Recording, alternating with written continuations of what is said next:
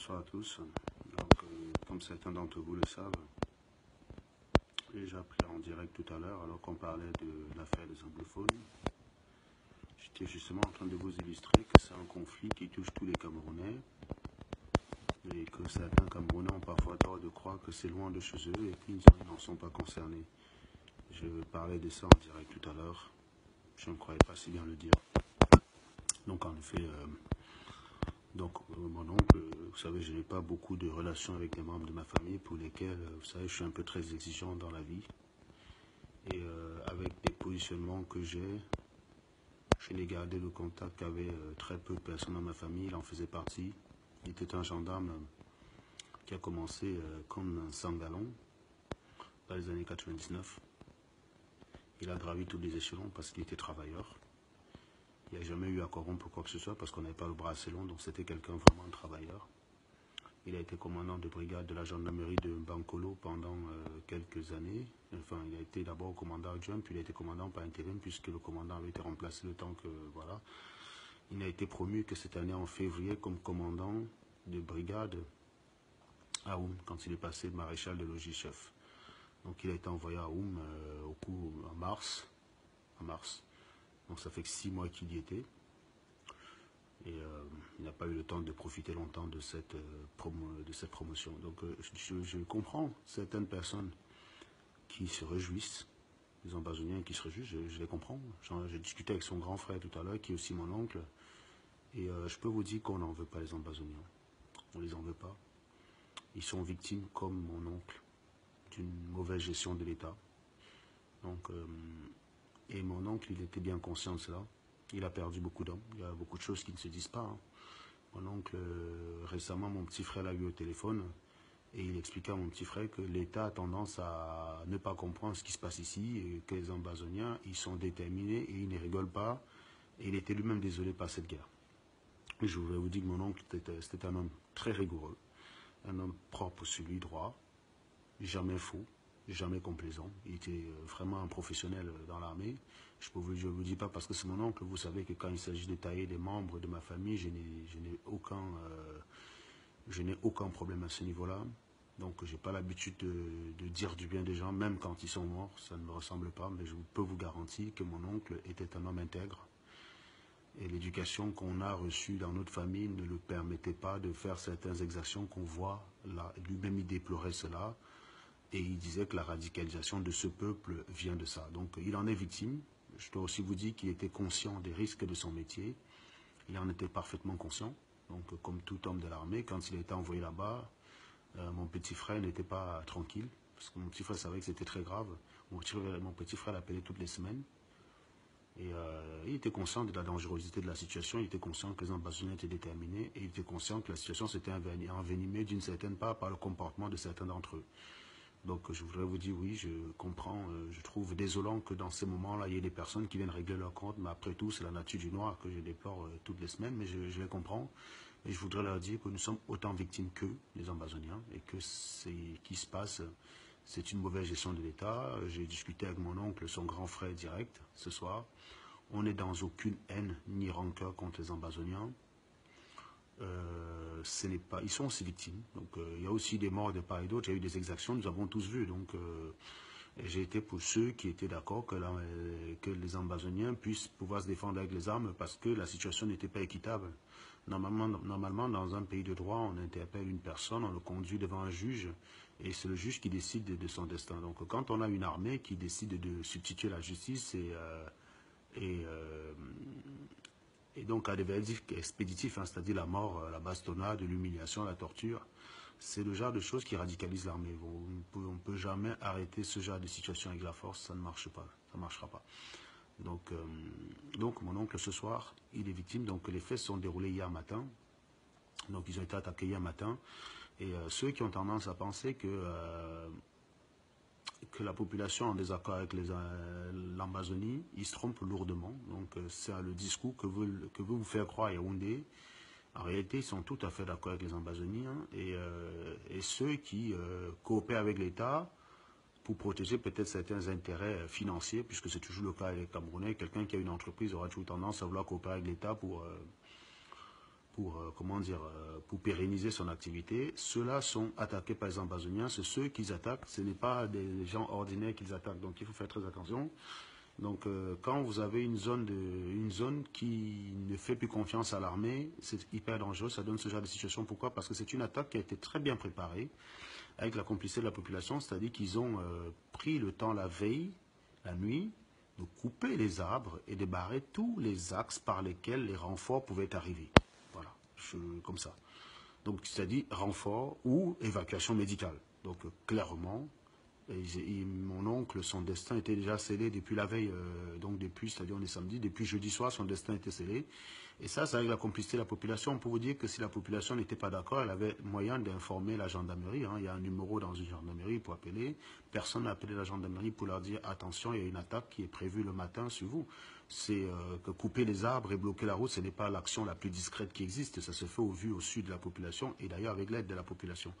Donc personne n'a prévenu l'armée, la gendarmerie, du fait qu'il y avait un risque d'une attaque imminente. Donc l'attaque a été menée avec la complicité de la population, ce qui contredit le discours des Yaoundé qui veut que la population n'est pas en harmonie avec ça. Je crois que les anglophones en ont soupé. Ils veulent se barrer. Ils sont déterminés. La question c'est, ils vont avoir combien de morts? Moi j'ai vu une vidéo de Patrice Ganon il y a quelques jours, ou quelques semaines je dirais, qui faisait un décompte par calculatrice en direct en disant, attention, il y a en moyenne 5 ou 6 hommes de l'armée qui sont tués par jour par les Ambazoniens. Faites le calcul sur ce qui va se passer dans un an. Il a refait le calcul plusieurs fois, j'ai regardé avec beaucoup d'intérêt cette vidéo. J'étais loin d'imaginer que quelques jours après, dans ces chiffres, dans ces statistiques, je serais victime. Voilà, donc c'est comme ça. Comme quoi, je vous dis toujours, ne regardez jamais les situations de loin. Ça peut parfois nous concerner beaucoup plus vite qu'on ne pense. Et je vous dis, ça frappe ce soir durement. Et un oncle que j'appréciais vraiment beaucoup, beaucoup. Je l'appréciais sincèrement beaucoup. Je suis terriblement effondré, quoi. Vous savez, dans ma famille, il y a des deuils que quand ça arrive, on ne m'appelle plus pour me dire parce qu'il y a beaucoup de gens dont je m'en fous complètement par rapport à leur éthique, par rapport à leur façon de vivre. Mais là, je sais qu'ils ont fait ça pour se venger, mais ils ont tué la mauvaise personne.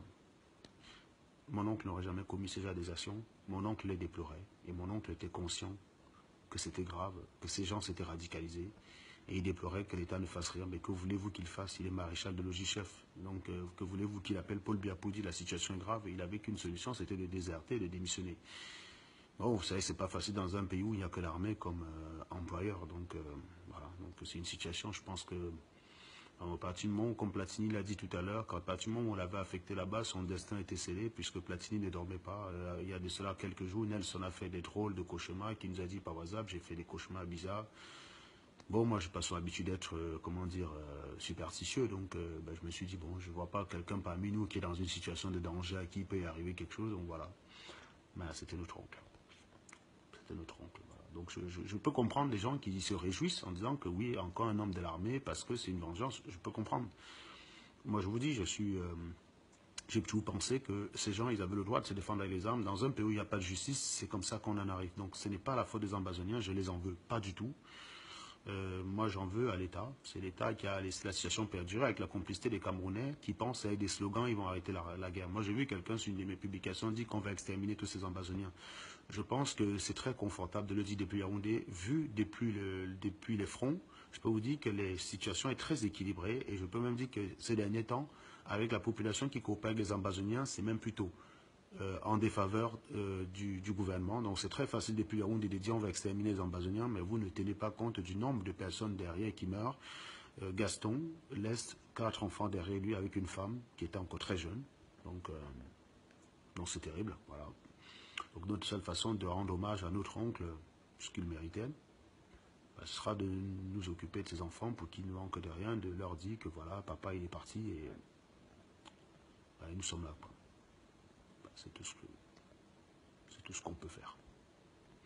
Mais nous ne sommes pas dans une haine des Ambazoniens, on les comprend parfaitement. Et je peux vous dire que même son grand frère, qui est policier, qui est dans l'armée d'ailleurs, il comprend la situation. Quand on tire sur des gens sans armes, sans foi ni loi, qu'on brûle des grands-mères, Le risque, c'est de radicaliser la population et c'est ce qui est arrivé. Et mon oncle, malheureusement, il en a payé les frais. Voilà. Donc, comme quoi, quand on avait dit que depuis le départ, on disait que le gouvernement devait écouter et qu'il fallait peut-être que l'armée fasse le choix d'être auprès de la population, on n'a pas tiré sur la population. Et quand on tire sur la population, il y a des militaires qui le font. Et puis, il y a des militaires, sans doute, qui meurent, qui ne le mériteraient pas. Donc, je réfléchirai 2 fois demain sur Internet. D'ailleurs, je n'ai jamais émis une quelconque joie sur un militaire qui se fait tuer par les Ambazoniens. Donc, je n'ai jamais commenté ces choses-là.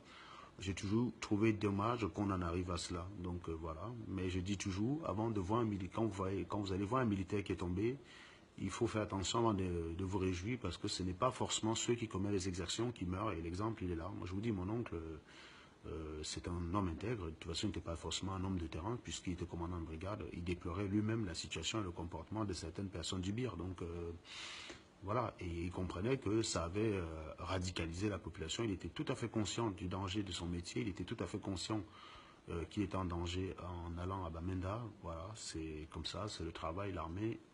Quand on choisit ce métier-là, on s'expose à ces risques. Et encore une fois, moi j'appelle aussi les gens de l'armée que faites attention parce que vous servez les intérêts d'un homme, vous ne savez pas les intérêts de la population. La population camerounaise a intérêt à régler cette guerre. Et quand une personne veut divorcer, on doit l'accepter. Moi je pense qu'il faut déposer les armes parce que mon oncle, il laisse 4 enfants. Je ne suis pas certain que Paul Biya va s'occuper de ces 4 enfants. Moi je vous le dis, moi je suis directement touché, je vous le dirai. Je serai au courant de tout ce qui va être fait, donc je ne manquerai pas de venir sur Internet vous informer. Mais je peux vous dire, et d'ailleurs je crois qu'ils en sont conscients, quand tu perds quand tu laisses 4 enfants comme ça en tant que militaire, c'est pas sûr que l'armée, c'est pas sûr que l'État les prend en charge. En France, c'est le cas. En France, ces enfants, ils ont droit à une qualité de service, ils ont une maison, ils ont droit à une maison. Quand vous décédez dans ces conditions, vous avez droit à une maison, vous avez droit à plein de choses qui font que les enfants pleurent leur papa, mais ils pleurent leur papa en étant dans une situation beaucoup plus confortable. Et je ne crois pas que c'est le cas au Cameroun. Donc j'appelle beaucoup les militaires à faire très attention, à prendre des risques par zèle, parce que les représailles sont sérieuses. Donc nous, on ne savait peut-être pas à quel point les Ambazoniens étaient déterminés. Vous les avez décrits comme des terroristes. Ils sont loin d'être des terroristes. Ils sont des personnes qui défendent leur territoire et qui essaient de faire passer leur message avec le même code que vous avez utilisé contre eux. Et il y a des familles derrière dans tout ça qui se retrouvent endeuillées, dont la nôtre. Voilà. Donc, Ambazoniens et nous, et armés, dans certains cas, sont exactement victimes de la décision et de la gestion de ce conflit par l'État camerounais. Voilà, c'est ce que je pouvais vous dire. Donc, vous avez vu, on l'a appris tous en direct ensemble, comme ça, brutalement. Ça arrivait hier. J'ose pas imaginer l'angoisse de la famille qui a été au courant de l'attaque hier soir à 18 h, déjà avec ces histoires d'informations qui ne circulent pas au Cameroun. Quelque chose se passe au Cameroun même, mais il est difficile d'avoir des informations. Donc pendant 24 heures, ils ont bataillé pour essayer de comprendre. Tout le monde appelle le numéro, que dalle. Vous imaginez l'angoisse d'une mère, de 4 enfants, d'un frère. Moi, je n'ai pas été au courant, puisque comme on n'est pas au Cameroun, on ne nous met au final au courant que au dernier moment. Donc on a été un peu épargné de cela, malheureusement. Mais je ne vous laisse pas, je vous laisse imaginer l'angoisse de ces gens qui ont passé 24 heures à essayer d'avoir des nouvelles sans pouvoir les avoir. Et puis au final, avoir la confirmation ce soir à 18 h. Quand j'étais en direct avec vous, sur ma page, que mon oncle était décédé. Voilà. Donc, je suis terriblement effondré. Et c'est justement de ça que je parle tous les jours. Bonne soirée.